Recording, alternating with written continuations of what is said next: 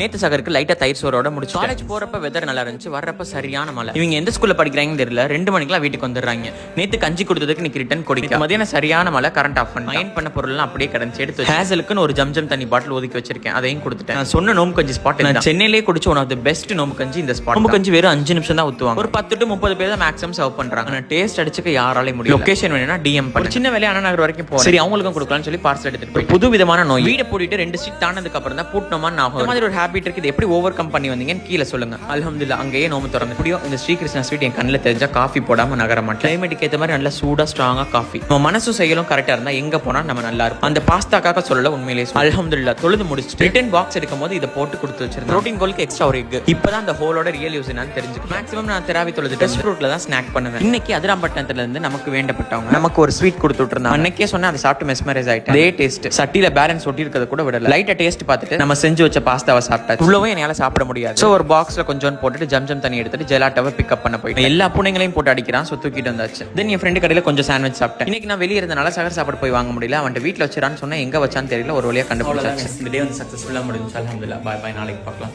ஒரு அந்த மணி ஹண்ட் மாதிரி இப்போ வந்து சகர் சாப்பாடு ஒழிச்சு போய் எடுக்கிற நிலைமை. பாய் பாய்.